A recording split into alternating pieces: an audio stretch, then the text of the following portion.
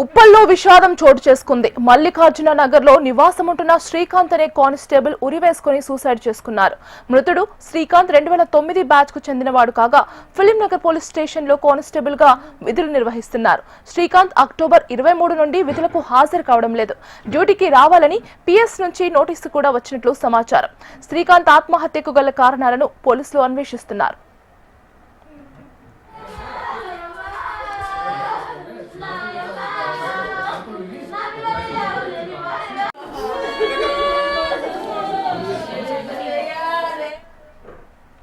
ఉప్పల్లో విషాదం చోటు చేసుకుంది. మల్లికార్జున నగర్ లో నివాసముంటున్న శ్రీకాంత్ అనే కానిస్టేబుల్ ఉరివేసుకుని సూసైడ్ చేసుకున్నారు.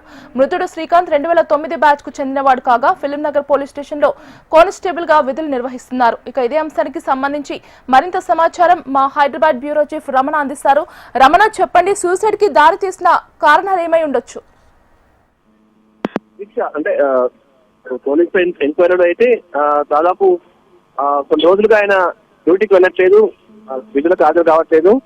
దాంతో ఆల్రెడీ పోలీసుల నుంచి వాళ్ళంటే వారి ఆఫీస్ ఎక్కడైతే క్లీనర్ లో పనిచేస్తారు, క్లీనర్ పిఎస్ నుంచి నోటీసులు కూడా వచ్చాయి. విధులకు హాజరు కావాలంటూ నోటీసులు కూడా ఆల్రెడీ ఆయనకు పంపించారు. అయితే అక్టోబర్ 23 నుండి అతను విధులకు హాజరు కావట్లేదు. అయితే ప్రస్తుతం పోలీసులు అనుమానిస్తున్న దాని ప్రకారం వారి కుటుంబ సభ్యుల సమాచారం మేరకైతే బెట్టింగ్ యాప్ల ద్వారా డబ్బులు పోగొట్టుకోవడం మూలంగా ఆర్థిక ఇబ్బందులు లోనయ్యాడు.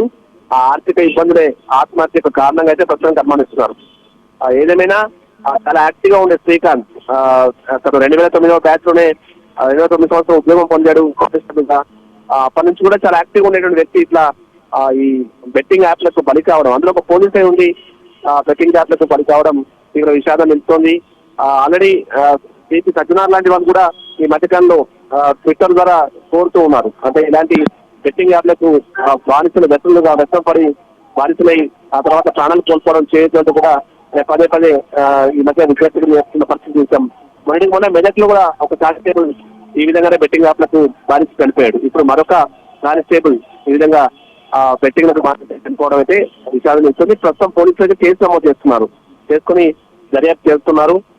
శ్రీకాంత్ సంబంధించిన డెడ్ బాడీ ఆల్రెడీ గాంధీ మార్చికి తరలించారు.